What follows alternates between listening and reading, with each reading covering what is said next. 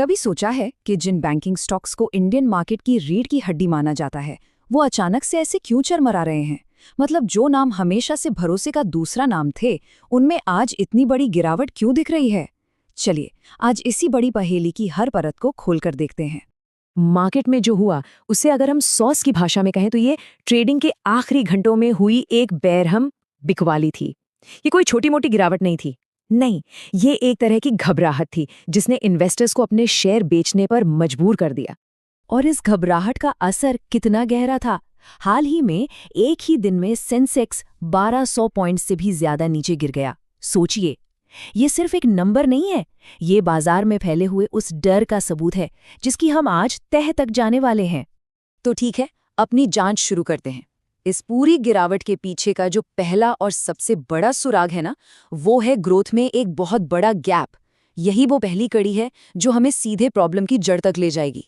ये तस्वीर देखिए, ये अपने आप में पूरी कहानी कह रही है। एक तरफ है देश की क्रेडिट ग्रोथ, यानी लोग और कंपनियां जिस रफ्तार से कर्ज ले रहे हैं वो है 14.5%, और दूसरी तरफ है देश की नॉमिनल जीडीपी ग्रोथ, यानी हमारी कमाई की रफ्तार, जो है सिर्फ 8.6%।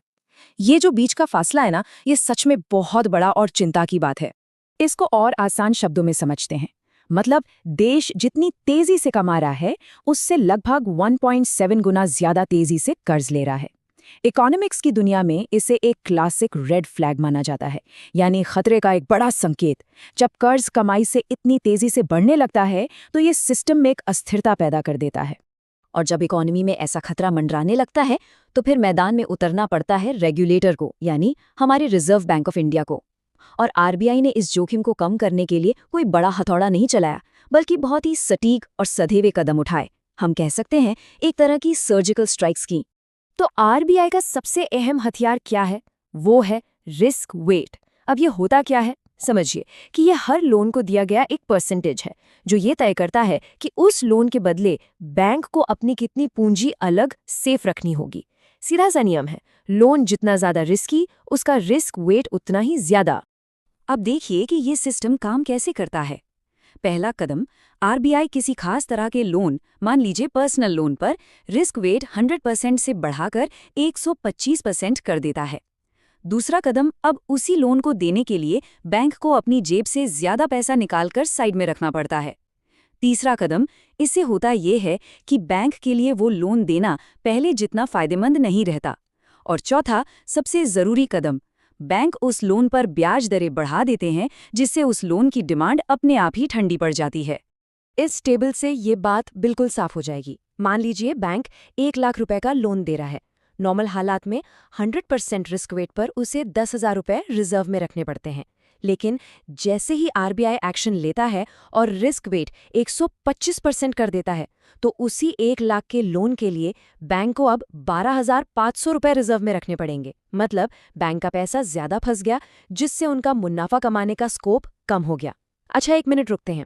अगर ये सारा विश्लेषण आपको पूरी तस्वीर समझने में मदद कर रहा है तो इस प्रस्तुति को एक लाइक जरूर दें और ऐसी ही जानकारी के लिए सब्सक्राइब करें। हमारे चैनल पेज पर एक फ्री व्हाट्सएप कम्युनिटी का लिंक भी है जहां आप ऐसी चर्चाओं में शामिल हो सकते हैं। चलिए अब आते हैं असली मकसद पर, जिसकी वजह से ये सारी बिकवाली शुरू हुई। आरबीआई की इन कार्रवाइयों का जो सीधा असर होता है वो बैंकों के मुनाफे की दुखती रग पर होता है, और बाजार इसी बात को लेकर सबसे ज्यादा परेशान है।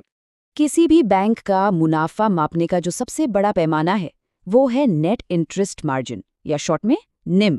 आप इसे बैंक की हेल्थ का ईसीजी समझ सकते हैं। इन्वेस्टर्स के लिए तो ये सबसे जरूरी मैट्रिक है। यही बताता है कि बैंक असल में पैसा बना भी रहा है या नहीं। बैंक के मुनाफे का इंजन बहुत ही सिंपल है। बैंक ने लोन देकर जो ब्याज कमाया उसमें से वो ब्याज घटा दीजिए जो उसने डिपॉजिटर्स को दिया। जो बच गया वही है उसका स्प्रेड या नेट इंटरेस्ट मार्जिन। यही बैंक के पूरे धंधे की जान है। तो अब ये मार्जिन सिकुड़ता कैसे है?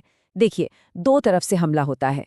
एक तरफ आरबीआई के कदमों से ब्याज दरें बढ़ती हैं जिससे लोन की मांग कम हो जाती है और बैंक की ब्याज से होने वाली आमदनी घट जाती है।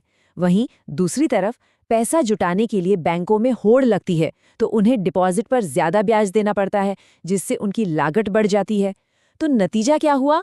आमदनी रुक गई, लागत बढ़ गई और जो बीच का स्प्रेड यानी निम था वो दोनों तरफ से दबकर पिचक गया।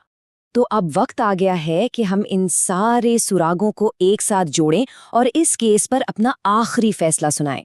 चलिए देखते हैं कि ये पूरी कहानी एक दूसरे से कैसे जुड़ती है। ये पूरा एक चेन रिएक्शन है। नंबर 1, मैक्रो लेवल पर एक गैप बना। कर्ज लेने की रफ्तार कमाई की रफ्तार से बहुत आगे निकल गई। नंबर 2, आरबीआई ने इसे रोकने के लिए रिस्क वेट बढ़ा दिए। नंबर 3, इसका सीधा असर बैंकों के नेट इंटरेस्ट मार्जिन पर पड़ा और उनका मुनाफा सिकुड़ने लगा। और नंबर 4, इन्वेस्टर्स ने आने वाले इस दर्द को पहले ही भांप लिया और महंगे बैंकिंग स्टॉक्स को बेचना शुरू कर दिया।